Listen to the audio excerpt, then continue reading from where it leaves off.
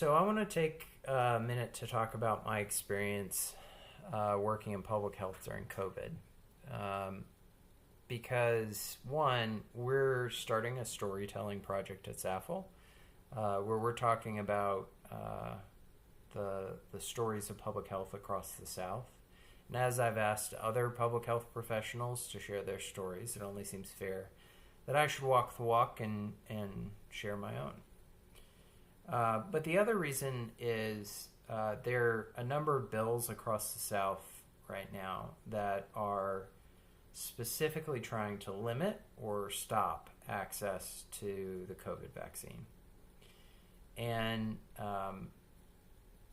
to me, that makes this a really good time for us to reflect back on what the COVID beginnings were really like, especially before the vaccine, and just how horrible that was, and how transformative that vaccine ended up being. I was in the Midlands region at DHEC in South Carolina, and we had our first case of COVID in Camden in Kershaw County. And this is very, very early on. This is the first case in the state. So we knew so little. And so, of course, we all piled into a small conference room. Health department employees, superintendents, county sheriffs, elected officials, all just in one small space. And the question was obviously, what is public health going to do, and what do we know? And the short answer is we didn't know much. And we weren't going to be able to do much at that point either. We couldn't even test locally at that point. We had to send our samples off to the CDC. And within 2 weeks, the local hospital was running out of ventilators and having to direct folks to other hospitals. Within another couple weeks, all the hospitals in the region were in the same boat. And at that point, we didn't even really have the staff to respond. We took massive budget cuts during the Great Recession and never really climbed back from that. And so we were already operating on a shoestring budget. And we were just drowning. There was no way for us to stay on top of everything. And then the money started to flow in and make it a little bit easier. But we had to hire people. And even the process of bringing on that many people that quickly was an undertaking in and of itself. So over the course of 2 years, we hired 450 additional staff in the Midlands. Today, that additional capacity is almost completely gone. But every time we'd sort of take a step forward, there was a new challenge. Once they allowed us to start doing testing in the state, we had to go out and identify testing sites, identify testing vendors. We had to figure out what to do to assist homeless shelters in dealing with COVID cases in a congregate setting, and what to do with homeless individuals who weren't allowed in because they had COVID. We had to talk to local leaders, local partners, give guidance on, should people be moving their conferences to virtual? Everybody was looking for clear-cut answers in a crisis where everything's a matter of probability. And again, this is all before we had a vaccine. And so the best we could offer for folks, if they had COVID or they were worried they had COVID, was just to stay at home. And we did that for years.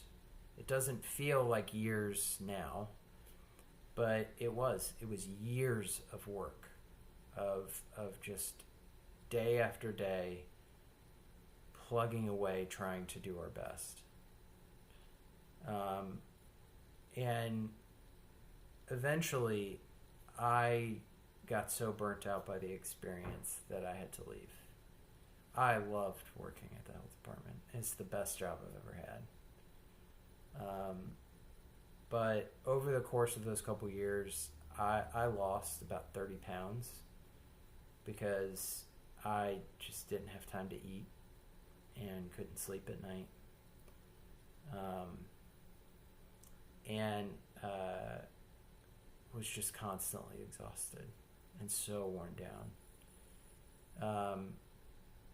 And my wife, my absolutely wonderful wife, is a ER doctor.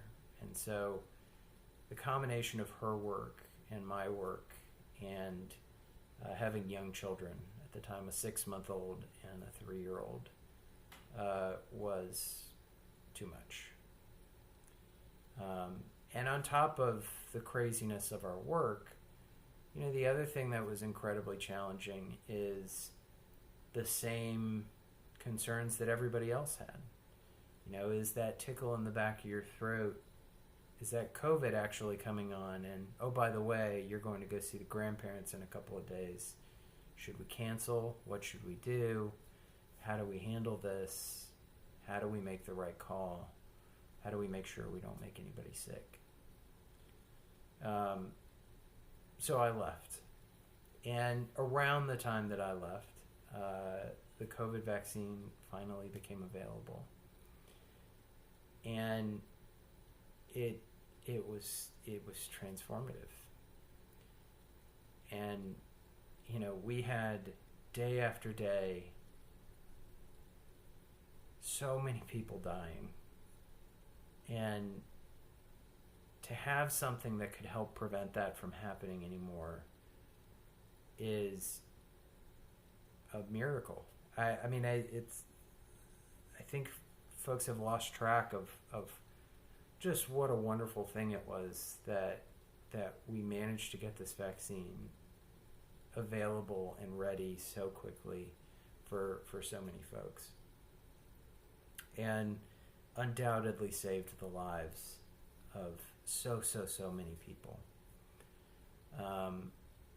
So again, the reason I'm talking about this today is because there are efforts across the South right now to make sure that you can't access this vaccine anymore. And we could have a conversation if you came to me and said, I'm not going to get this myself. We'd probably disagree. But what we're really talking about now is these legislators want to ban this vaccine for people who want it, who want to get access to it. And so if you're watching this right now, what I would encourage you to do is reach out to your legislators,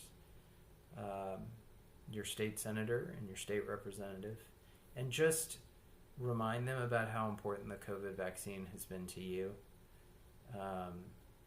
and really encourage them to protect access to these vaccines. If you need help identifying who your legislators are, we are happy to help you with that. You can go to saphl.org, that's SAPHL, and just fill out our contact form. We're happy to send you information on who your legislators are and answer any questions you might have. But really would encourage you to consider reaching out. So thank you for taking the time to listen to this today.